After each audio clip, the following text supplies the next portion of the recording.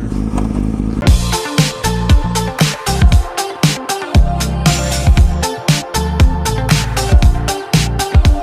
What is up, YouTube? Two-Wheeled Logan here. Got a second view going right there. Hopefully y'all like the way it looks. See if the cops are still hanging out up here like they were earlier. Nah, I don't see them.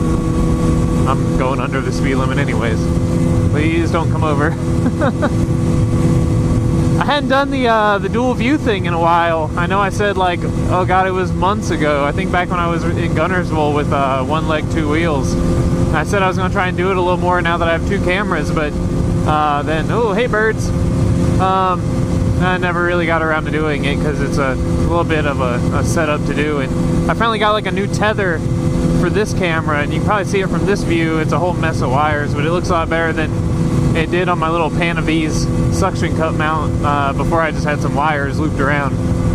But hopefully it works a little better. I'll play around with it some more as I get some time, but I figure I'd do the whole dual view. Hopefully it's not too bouncy for you, officer.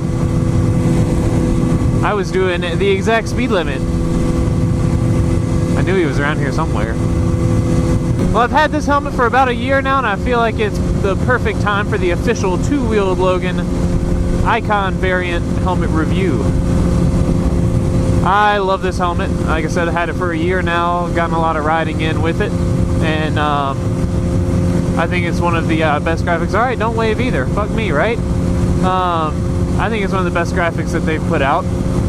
The Icon variants have they had some really cool ones before, and I don't know, I feel like a lot of the Icon helmets have kind of been lacking in looks lately, but this one, I think they fucking killed it when they came out with the Thriller. Let me, I'll turn my head, y'all can kind of see the side of it.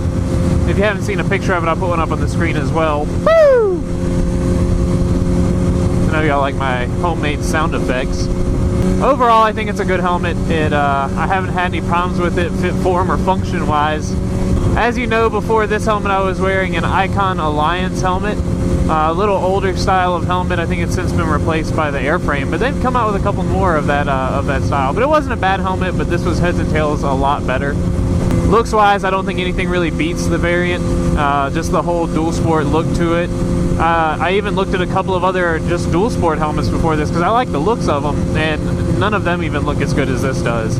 I love the you know, the bill here, and just kind of the whole overall shape of the helmet looks really good. And as I said, Icon, you can't go wrong with their graphics team. Even though some of the more recent ones have been a little lacking, they still pump out some really cool ones from time to time. Like that new variant Splinter.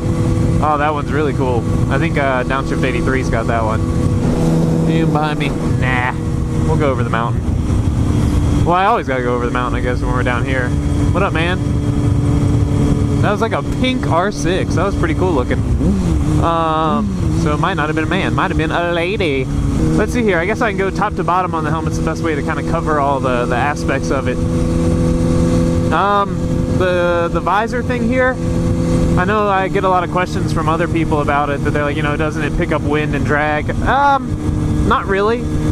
I'll be honest with you, I haven't really noticed too big of a problem with it. I actually rode this helmet from Tuscaloosa to Atlanta when I went to the C2 Dub I Am Ramekin meetup last year, and you know, for 3 hours of highway riding, didn't really have any big issues. It will catch wind, like if I turn my head like this, or if I pick it up like that, it will catch wind, and it's kind of a pain, but you know, I'm not turning my head that much. If I'm shoulder checking, it's not that bad because you move so quickly that it doesn't have time to really catch too bad. But if I hold it for an extended period of time, it'll see if I can not put my feet down. Oh, I win. But if I don't turn my head for too long, or if I don't, you know, pick it up like this, what all you're looking at up in the sky, but you got to be moving pretty quickly for the wind to really catch it like that. Overall, it's not too bad. The fit of the helmet is a little weird. I wear a large in helmet, and so I obviously ordered a large in this, and the fit was a little weird until it got broken into my head. Like, my Alliance fit perfectly the first time I tried one on. It was exactly right until the day that I stopped wearing it.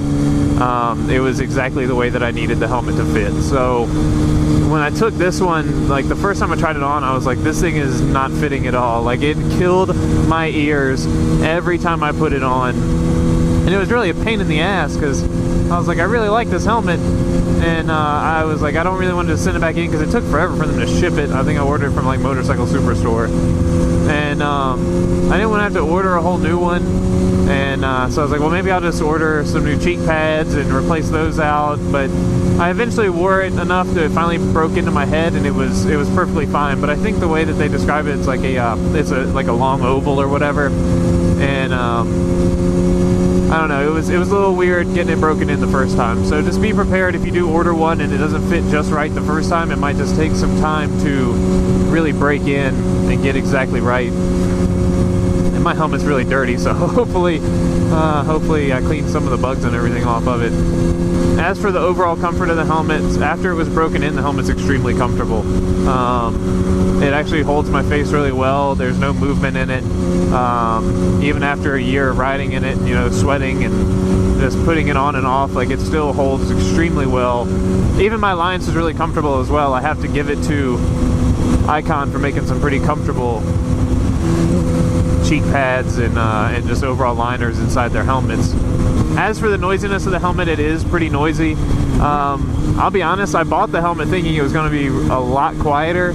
I thought the reason why I saw so many vloggers using them was because it was a lot quieter, and you know, this little chin peak or nose peak or whatever you call this little deal right here. It's got like a little piece of fabric underneath it, and I thought maybe that because it's got that and just the shape of it, it was a little quieter for vlogging and would, you know, cover a microphone a little bit better. And I was kind of wrong. It was not the case at all. It is pretty noisy. It's quieter than my Alliance was. So if you're moving up from an Alliance or that type of Icon helmet, it is quieter than that, but it is still pretty noisy. I've had to do some pretty significant modifications to my microphone systems for the vlogging to make it a little bit better. And like I said, it's better. It has turned out a lot better, and you know, sound quality is good, but don't expect this thing to be an extremely quiet helmet, because it's really not. Even now I'm getting a lot of wind, but again, it's not noisy enough to where it's extremely distracting. Like, you know, it's just one of those things that you get used to.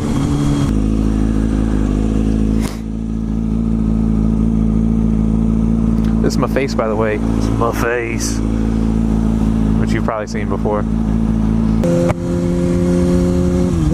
Another great feature on it is just the visor itself. It's got a really wide field of vision on it, as opposed to, you know, like I said, the only one I've ever tried before that is the Icon Alliance, and compared to that, a great field of vision on this one. I feel like I can really see a lot further on my peripherals, and you know, turning my head, don't have to turn this far to check and everything. Like, it's got a great field of view. And another great feature of it that I only ran into the first time I got caught in rain is that I guess just the overall shape of the visor itself. If you're moving along, you get some rain on your visor, turn your head a little bit to the side, all that rain just kind of like sprays off. Like, I guess the wind just kind of picks it up and knocks it all off. So that was a real big plus right there the first time I got caught in a rainstorm. So I've given a lot of positives, but now we'll hit the real big caveat to the Icon variant, and that is the price. You know, this is a really great helmet. I really do like it. But really my main concern, what I think turns a lot of people off of it, is just the price it is. It's a really expensive helmet. I think I paid a little bit under 400 bucks for mine. And, ooh, that thing is sweet.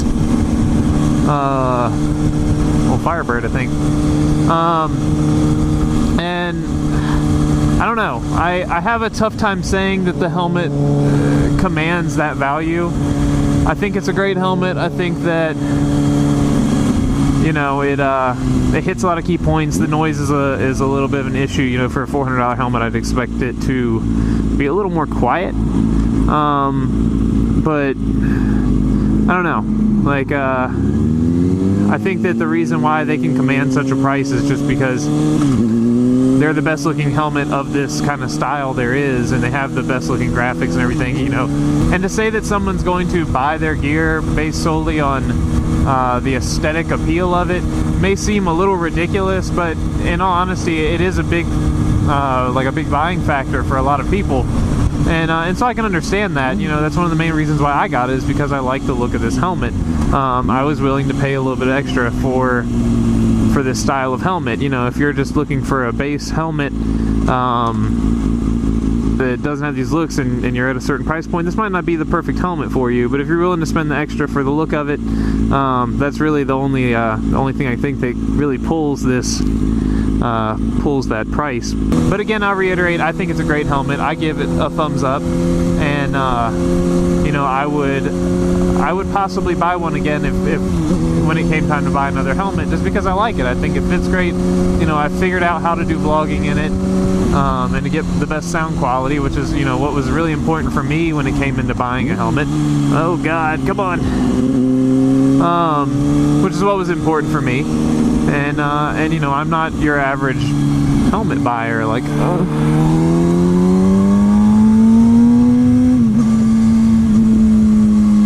I'm not your average helmet buyer. Not everybody is going around looking for a helmet to do motovlogs in. So if you're in the market for a new helmet, I do recommend going and checking out the Icon variant. It's a great helmet, fits well, wears well, extremely comfortable, looks awesome. And if you got a little extra money in your pocket and you want to spend it on a helmet, go ahead and fork it over and do that, man. You're not going to get one that looks any better than this helmet. You know, if you're into the dual sport look, or if you just like the shape of it, just keep in mind that it does have a little bit of a noise issue. It is a noisy helmet. You're going to get some wind. But other than that, I think it's a great helmet. A little higher price, but it's a great helmet, and I give it, you know, the two-wheel Logan thumbs up approval. Anyways, guys, hope this video was helpful. If it was, let me know. If you have any other questions about the helmet, also let me know. I'd be happy to answer them, because I'm sure there's something I didn't cover in this video, and I'd be happy to help. And if you enjoyed the video, be sure to give it a thumbs up. And if you're new to the channel, hit that subscribe button. And thanks for watching, guys. I'll see you all in the next one. Later.